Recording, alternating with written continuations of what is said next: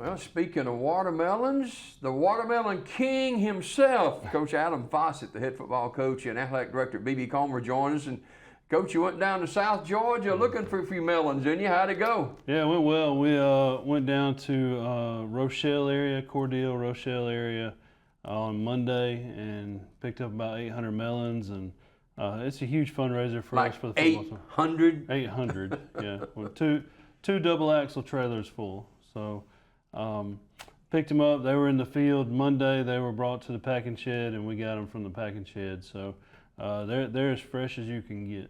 So what connection you have there to be able to get those melons? You know, I originally started out in Georgia and coached in Georgia for 4 years, and coached with a couple guys from that South Georgia area. And you know, I always tell people it's always good to connect with people and talk to people. So just through connections and conversations, made a phone call about 12 years ago and asked one of my buddies, I said, do you know anybody that sells watermelons down there that would be willing to sell me melons that I'd come back and sell here? And they hooked me up with this guy in South Georgia, and I think I've done it 10 out of the past 12 years. So last year you didn't do it.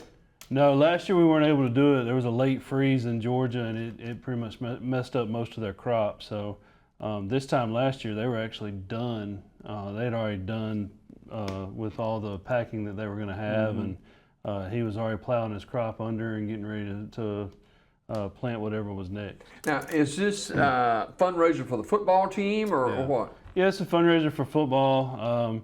Football generally does 3 fundraisers. We'll do the Coke sale, the watermelons, and then in August we'll do chickens again. So how much do you think you make on a good sale for watermelons? The goal is to make about $3,500 to $3,800. Okay. So you know, the melons we have, there's different sizes and shapes, obviously, and you know, we had some that were huge that we were selling for 10, and we've sold out of those. Now we have some medium size that we're selling for 7, and we have some smaller ones that we sell for 5. I saw some. It looked like a little. You could hold it in your hand, little bitty things, right? Yeah, they're like it's like a self-serving watermelon. Like a snack or something. Yeah, that's kind of what it's. And the guy, I learned a lot going down there. So talking to the farmer, a lot of his melons are shipped to the Northeast. So when they're looking, like in the Northeast, they want something that they can cut, they can eat everything, and throw the rest away. Like a one-time serving. They're not into cutting it up and putting it in the fridge and they ain't Southerners, are they? Right. You know, they want a quick meal. They're gonna cut it in half, dig it out with a spoon, and eat it then. And they probably don't even put salt on it. So, so those varieties are big time up there. And then so when they come out of the field, basically they go off of a bus onto a conveyor belt, and they're picked based on size. So there's people standing there, and they're sized them, and they're rolling them into different compartments. These seeded, seedless, yellow meated, red meated? These are red seedless. Okay. So if I could figure out how to get about 200 yellow meat watermelons, I could probably sell those too, because we get asked that a lot. So, but yeah, these are red seedless watermelons. You know, straight from South Georgia. And I think in all my years of doing this, I've had one person come back and say, "Hey, this was terrible." And I asked him, I said, "Well, you know, I'll give you your money back." He's like, "No, I don't want my money back. I want another melon." Well, that doesn't even make sense if the other one you had was terrible. But hey, there you go. So double your trouble, you know? Yeah. So, but at the end of the day, you know, I'm not. Again, it's a fundraiser. Like I'm not planning to go into the produce business. Have you got it earmarked for a particular project or just general fund? Just general. With inflation of everything else, everything else has gone up. So our travel has gone up. You know, travel years ago, just a few years ago, travel was $1.50 a mile. Well, last year it went up to $1.75 a mile. So I'm hoping it stays at that and doesn't go up again. But you think about when you crank a bus and it goes, every mile it goes, that's $1.75 per mile. So if you have a 50-mile trip one way, you're going 100 miles, you're at $175. So if my math's right. And then you multiply that by 2 buses, and then you pay drivers, and then you talk about pregame meals and just different costs that go about with football. So it's very expensive. We do have some new equipment we've got to buy. We've got to get some new shoulder pads. We've done a really good job of continuing to buy helmets periodically every year. So when I got here, we had to buy like 40 helmets. So every year now, I've bought 5, 7, 10 helmets to rotate them in. So where are you going to be selling melons at here? We'll be at the old Rite Aid across from the post office. We'll be set up. Actually, when I leave here, I'll go set up, but we'll definitely be set up from about 8:30 to 12:30, and then we'll probably take a break during the heat of the day and try and set up again in the afternoon. And how long will this sale go on, until they're all sold, or what? I'll be honest with you. I hope to sell quite a few today. Okay. I may set up in the morning, but I would like to have the 4th and the 5th off from hustling. So I'd like to have the 4th and the 5th just to hang out with family and not have to worry about these. So if you're out there, I'd love for you to get out and get them this morning and help us sell out so we can enjoy the 4th with everybody else.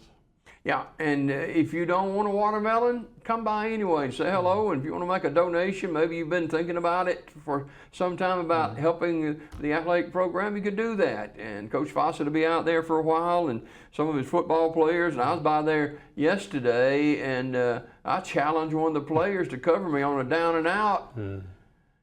He laughed at me. He did. You know, I don't know what he meant by that, but the way you looked at me, I think you do know. I think if you get him on the first step, you got him. Let's talk football this morning. Stepping up to 3A this fall, what does it mean? Honestly, it's just a numbers game. You're going to see some teams that have a lot more numbers. We're in a unique situation because we lost 12 seniors.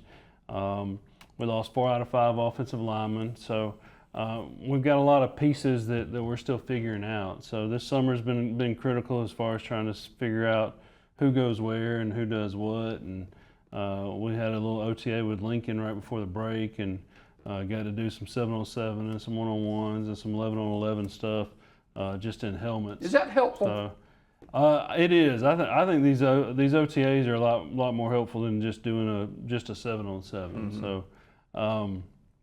You have to do them with people that you can trust and people you can work with. So Coach Zediker at Lincoln and I know each other pretty well, and we're able to go and compete, not have issues and things like that. So it gets a little chippy sometimes when you go with teams that you don't know. So I try to work with coaches that I know, and coaches that I know kind of have the same belief system in programs and discipline that we do. So, and I tell our guys up front, man, we're just here to get better. Like nobody's going to earn a scholarship today. Nobody's going to get seen. And if you post anything that you do on Twitter and hope that somebody sees it, it's probably not going to be successful for you. This is about us getting better. Yeah.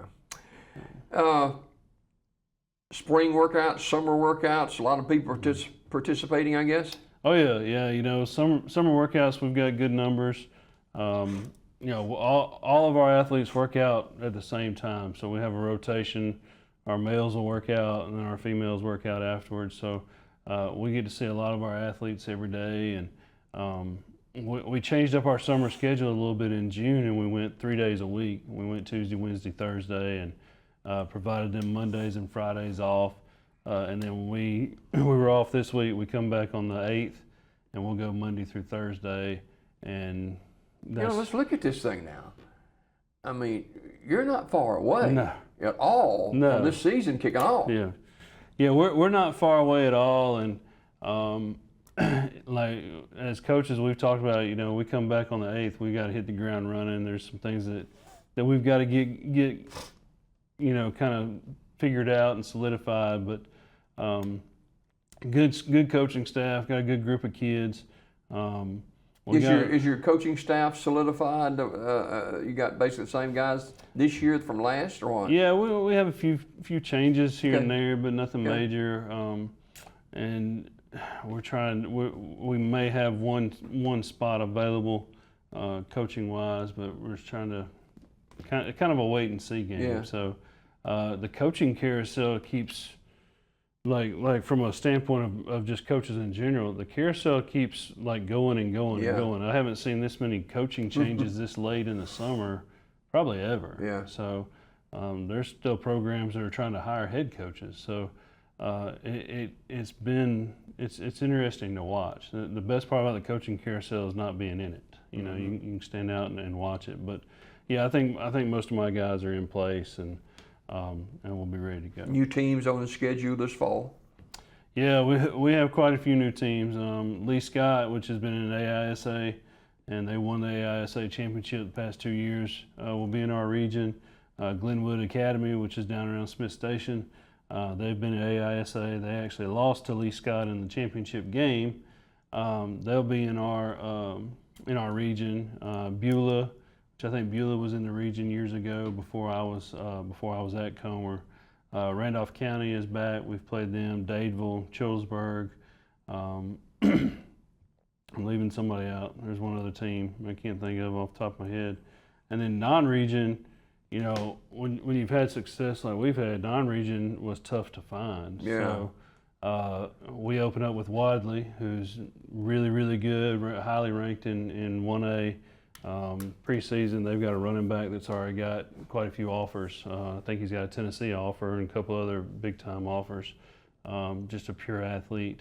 We play Vincent, which Vincent's a great game for us, and at the end of the day, turned into a good rivalry. It's a good rivalry, and it's a good gate. Yeah. You know, at the end of the day, you know, money.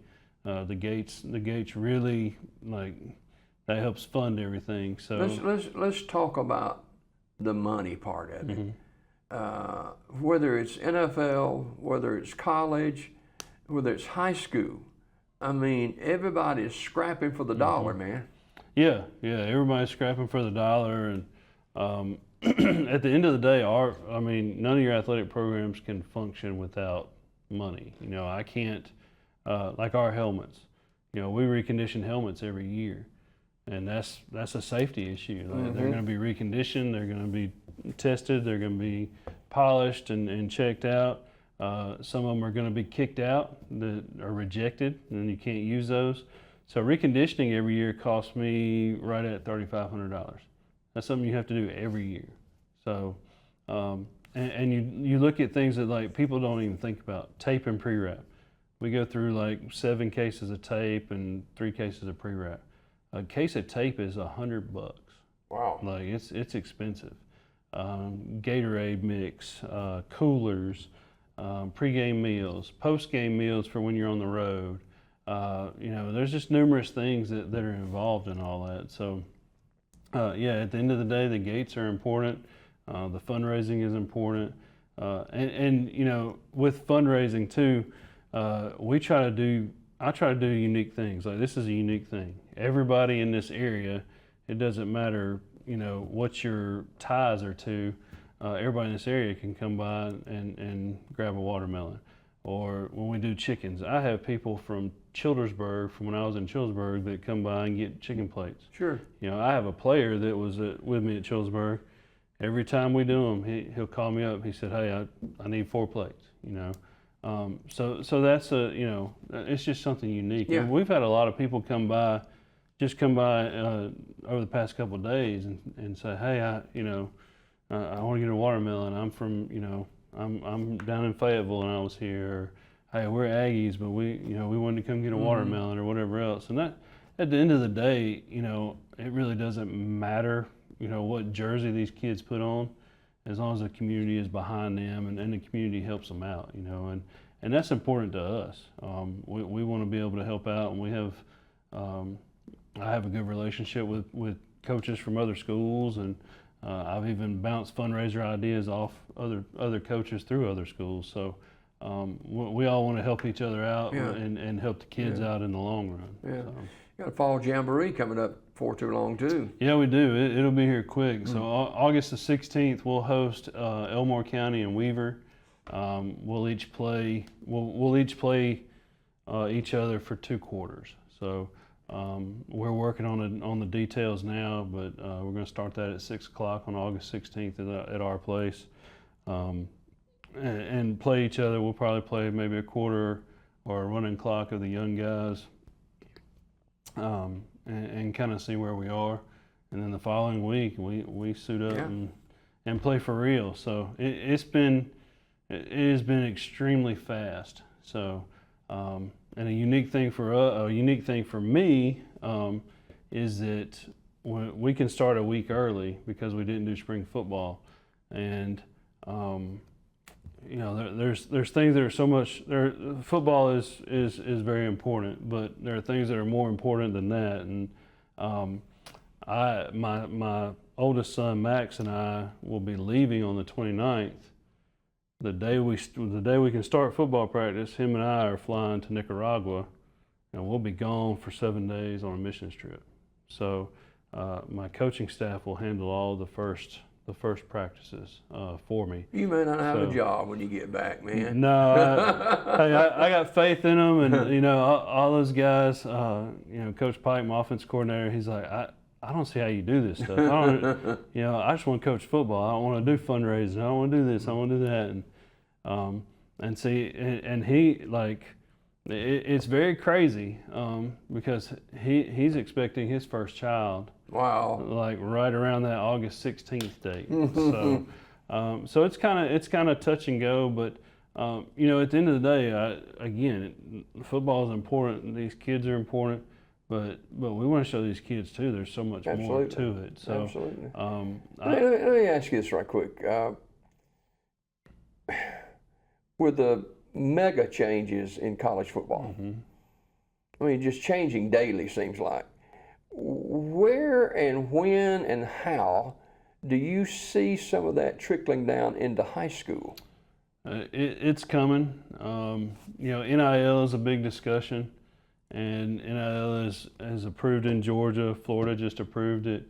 I think 39 states have NIL for high school. And now, what does that mean? Name, image, likeness. And I don't really know all the details, but basically, you could pay one of your athletes could get funds, outside funds, or to maybe do an ad or to, and from what I understand is they can use they could use one of my players' faces and names, but they would have to use like our colored jersey, and they couldn't have our school name on it. So there's a lot of ins and outs to it. But I think if NIL passes, it's going to make recruiting even worse. And whether we want to talk about it or not, recruiting happens in high school. No doubt. And I hear all the time, oh, you're getting all these guys in, you're getting all, these guys are transferring into you. We've gotten 0 transfers. Like nobody's just coming into us. All our kids are kids that we've had. I think in 6 years we've had 2 transfers.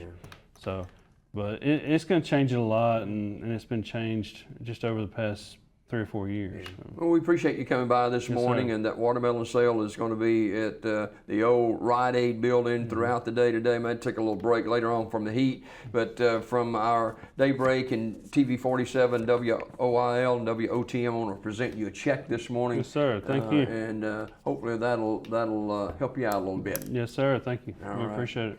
Coach Adam Fossett, the head football coach and athletic director at BB Comer, our guest this morning. Pet Connect is straight ahead. Don't go away.